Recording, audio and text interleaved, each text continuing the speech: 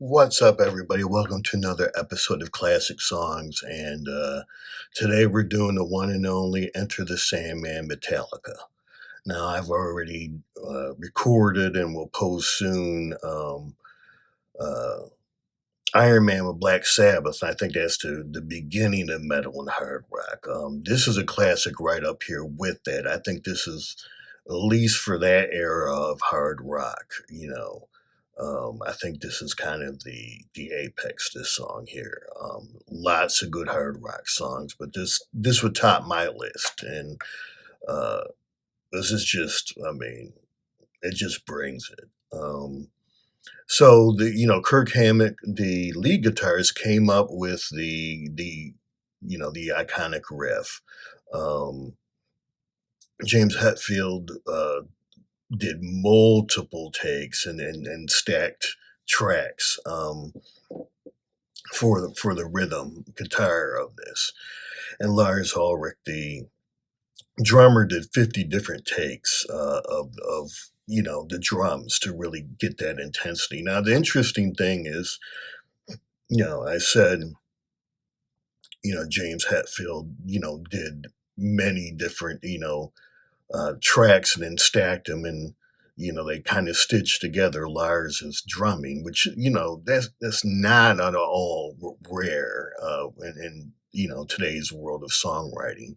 But they also, certain sections of the song played all together, and that is a little rare. I mean, if you go and you watch um, Get Back with the Beatles, they're all there in the room recording. But remember, I mean, they were doing that on an 8 track, and by now the early '90s. I mean, maybe they're still using tape. I think '89 is when when the first DAW, Pro Tools dropped. So I'm assuming, they're using Pro Tools on this where you have unlimited tracks. Um, and, you're not wearing out the tape. So it's interesting to do a hybrid here on this song. 123 beats per minute, and it's in E minor.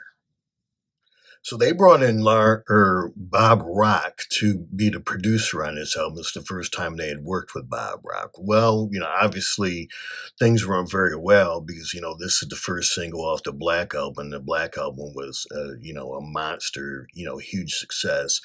But Bob wanted the first single to be a holier than thou, and, Metallica's like, nope, nope, nope. We're doing Enter the Sandman. This is what we're rolling with. And they stood their ground, and it was, a huge lead single. Forever May Roam, and Wherever I May Roam, and the one and the other singles off of that album. It's just a kind of, was like a just plowed the way for the rest of that album to blow up like it did. And they did the right thing by sticking to their guns and making sure this was the lead single. James Hetfield did the lyrics, and the lyrics are about childhood nightmares, real and imagined. And Bob Rock convinced him to do a second rewrite. The first pass through the lyrics were good, but they thought it could be better, and they convinced James Hetfield, and he did go back, and hence they were better. So yeah, so Kurt Hammett did came up with a riff, and Lars Ulrich put in the work with the drums, and James Hetfield did the lyrics on this.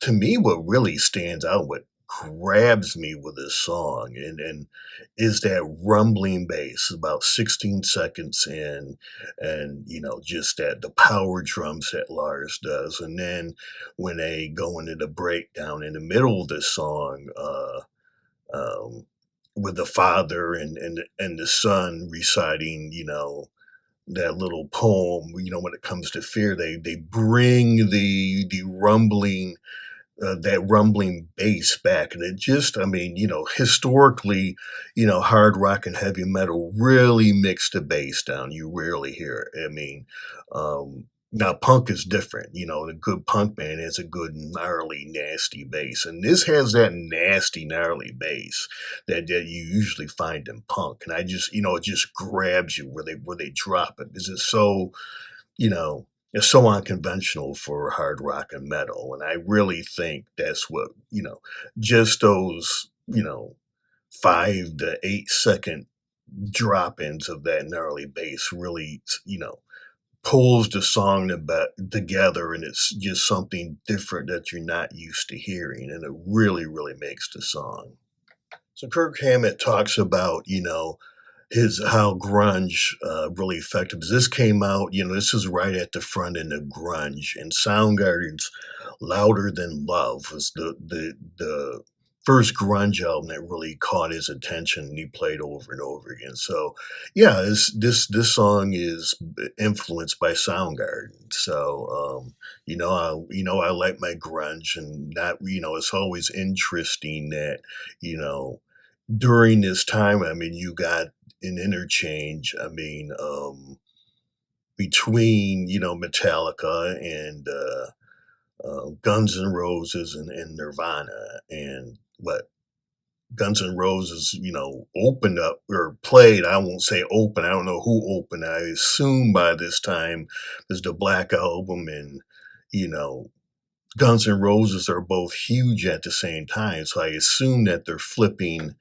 uh they're trading headliner status. I mean, when I saw Aerosmith and Kiss when they did their, I don't know, it was 2012, 2010, or whatever, you know, so they would flip nights. So one night Aerosmith would close, and the other night Kiss would close. So I'm assuming that was what was going on um, with, you know, the Guns N' Roses and Metallica tour. Now, you know, it's interesting Metallica's being, you know, amidst to being, you know, influenced by grunge.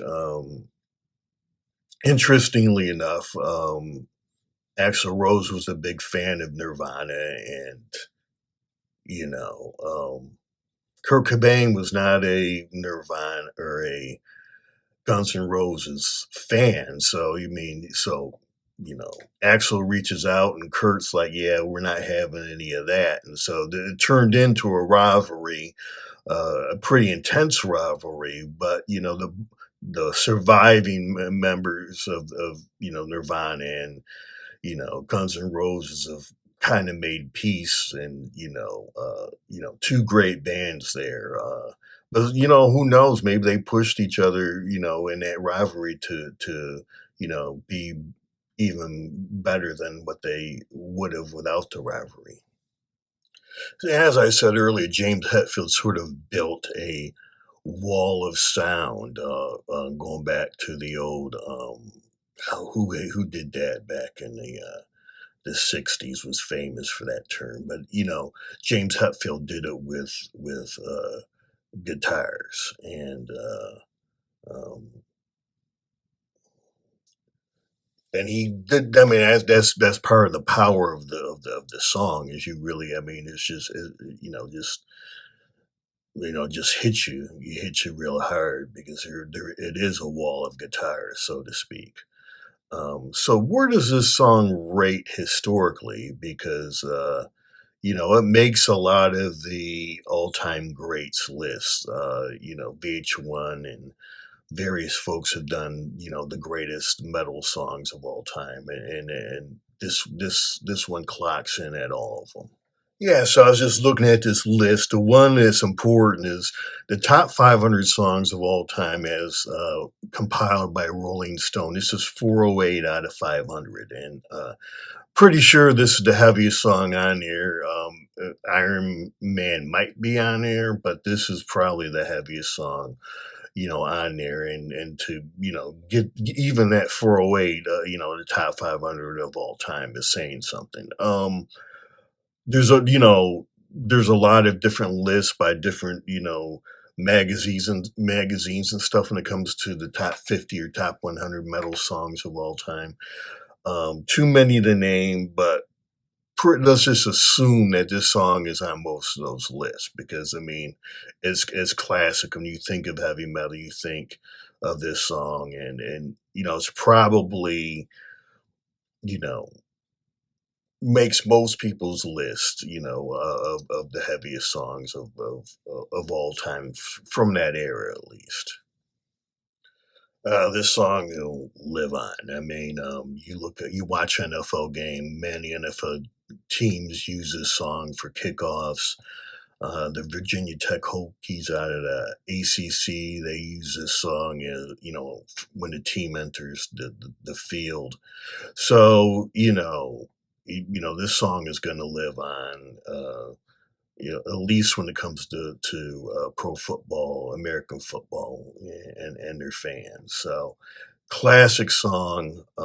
Had to do a show on this. Um,